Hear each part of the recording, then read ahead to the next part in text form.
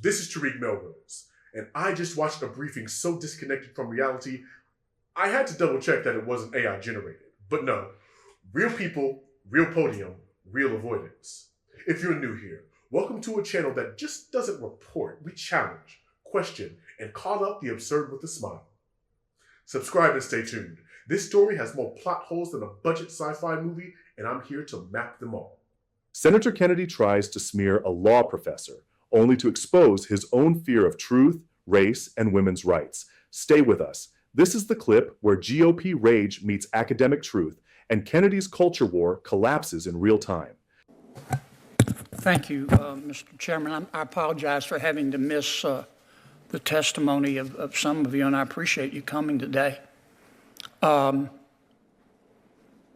Professor Franks, let me ask you, I listened to your and Ms. Hemingway's testimony and Professor Turley, so I got part of it. As I understand it, your position, Professor Franks, is that, I think you used the word myth. It is a myth that the Biden administration used government to compel speech, private speech, but that the Trump administration is doing that. Is that a fair characterization? Yes, that's correct. Okay. Do you think perhaps you're allowing your personal political beliefs to affect your objectivity here? No, I do not. What is guiding my answers here is that I'm looking to see what the Supreme Court has said. You notice that in the testimony about the censorship industrial complex. I got that part. No, I just want to clarify. No, but I've only got 5 minutes. Your answer is no, I appreciate it. Let me ask you a couple questions. You wrote a law review article in December of 2023 for the New York University Law Review, and it was about the two cases, Bruin, Supreme Court case, and Dobbs. Remember that article? Yes, I do. Okay. In this article, you said, I'm going to quote your words, "Taken together, these two cases demonstrate that the Supreme Court has embraced the use of the Constitution as a tool of racial patriarchy," end quote. Did you say that? Yes. Okay. And then you went on to say, quote, "When the Supreme Court declares that there is a constitutional right to armed self-defense in public, it openly embraces and promotes a culture that privileges white men's ability to terrorize and kill those that they perceive as threats," close quote. Did I read that correctly? I believe so. Thank you for reading. Okay. And did you also say in that article, I'm going to quote again, quote, "by simultaneously expanding white men's right to kill and constricting women's right not to die, this Supreme Court," referring to the current United States Supreme Court, "has turned the Constitution into a homicide pact as well," close quote. Did you write that? That sounds like me. Okay.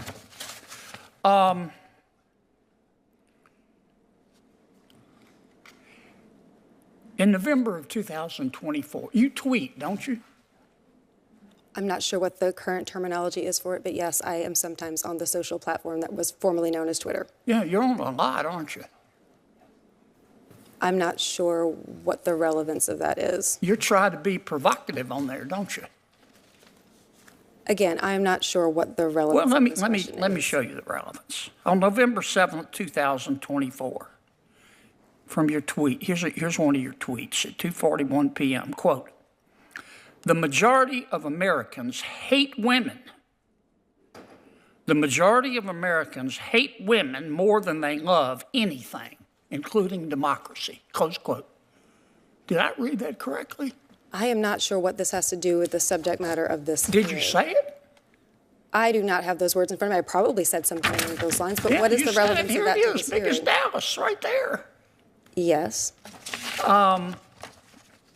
But your political beliefs don't impact your feelings about President Biden or President Trump. I don't have feelings about either of them. What I have Sounds is to me like you have your favorite feeling is anger. Let me ask you this. You issued another tweet. This was in May of 2022.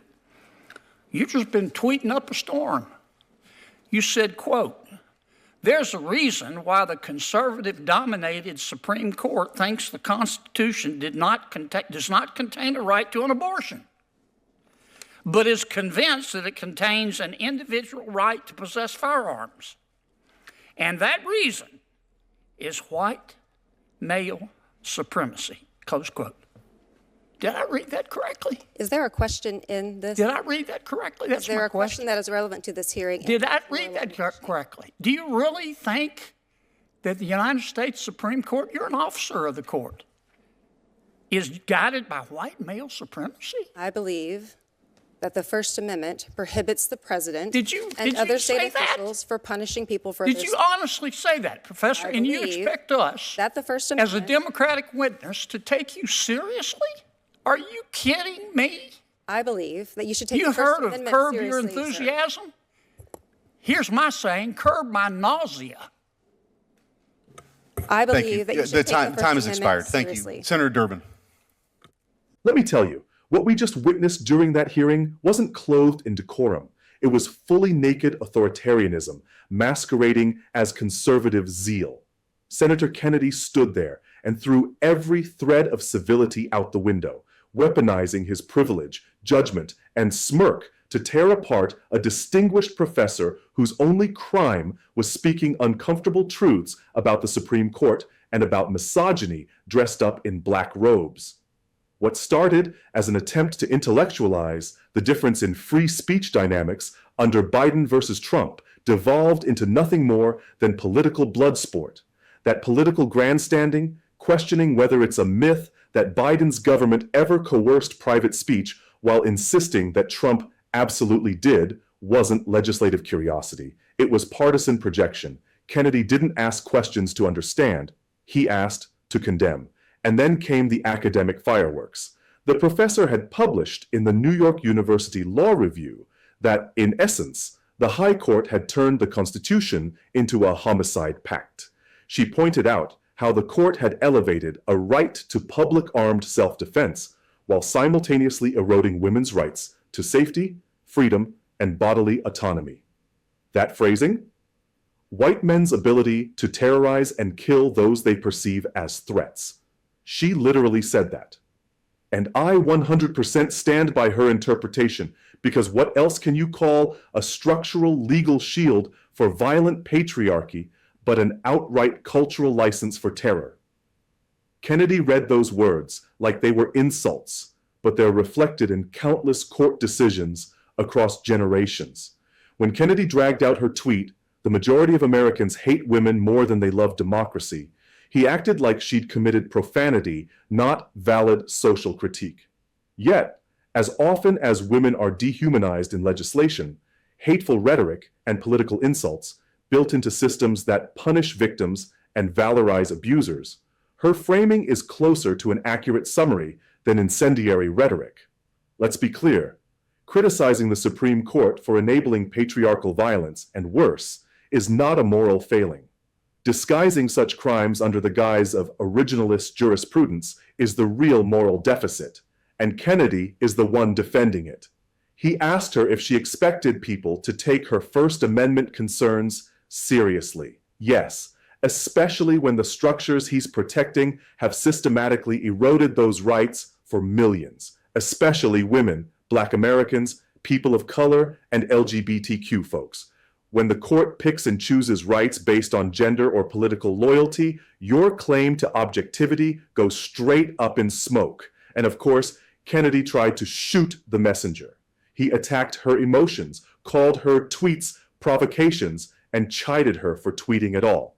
But newsflash, facts aren't delicate. The Constitution is shaped by majority rule and majority harm. And patriarchal violence protected by law is not stable democracy. That's not anger. That's diagnosis. And when he tried to gag that, he wasn't defending the Constitution. He was defending the abusers. Let's talk about style for a moment. Kennedy didn't just disagree. He weaponized every ounce of his platform to shame, discredit, and humiliate. "Curb my nausea," he said, smirking at her critique of white male supremacy. That wasn't a clever comeback. It was raw contempt disguised as humor. A senator basically telling someone, "Stop being sickening while I watch you tell the truth." That kind of contempt for intellect and for women is what's killing our discourse. But here's the point. When you weaponize shame to silence feminist critique, when you stand behind an institution complicit in protecting abusers, you expose your own fragility.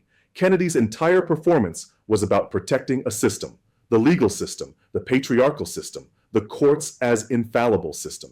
He didn't do it with reason, he did it with disgust, and that tells you everything.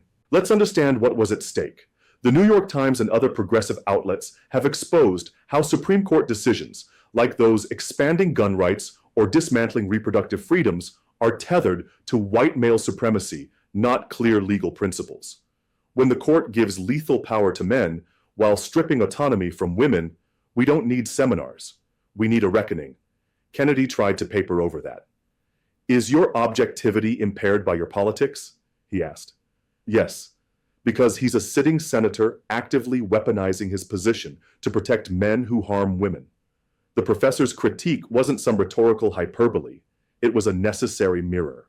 And the minute someone in power can't face themselves in that mirror, you know the system has failed. There's also an important legal angle here.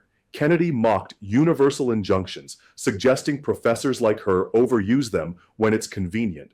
But he gave zero solution. No legal principle, no constitutional interpretation, just partisan projection. That's what happens when you have no counter. When your only defense is the presumption of patriarchy as norm, you crumble at first feminist critique. Let's be honest, Kennedy's performance was beyond reactionary politics. It was reactionary misogyny in its purest form. And that's not hyperbole. That's history. Women's complaints are always treated as feelings, not facts. Their speech is scrubbed for civility, their power dismissed as hysteria. But when the professor explained how the court's decisions have lethal consequences for women, decision by decision, precedent by precedence, what was that if not real critique? She didn't ask to be protected, she asked to be understood, and white male rage collapsed in real time. To anyone watching, this isn't just a single hearing. This is a window into how the Republican Party at its highest levels treats women, treats feminist thought, and treats legal critique. They don't engage, they intimidate. They weaponize respect while standing on institutions stacked against half the population. That's not statesmanship. That's fascism light. So what's our move? We don't just hit retweet. We don't just wait for the next election. We call it out. We expose that contempt for public reason. We make it clear that progressive legal scholarship, academic truth-telling, and feminist critique, all of that is not only valid, it is democracy. Without it, we're just playing out power fantasies for the matter-of-fact majority. And note, this was a law professor, not an activist, not a radical, just law, just fact backed by precedent, suggesting the court is using its power to reinforce violence. That's not radical, that's gravity. And Kennedy can't handle it because he's part of the problem. This has been Tariq Melrose, and you've been watching Tariq Melrose Vlogs. If you believe academic truth matters, if you're tired of watching Republican men weaponize contempt instead of engaging with ideas, if you're done giving power to courts that harm instead of justice, then you know what to do. Hit subscribe, share this, stay loud, stay informed, because sleeping through patriarchy doesn't stop its violence. Words do.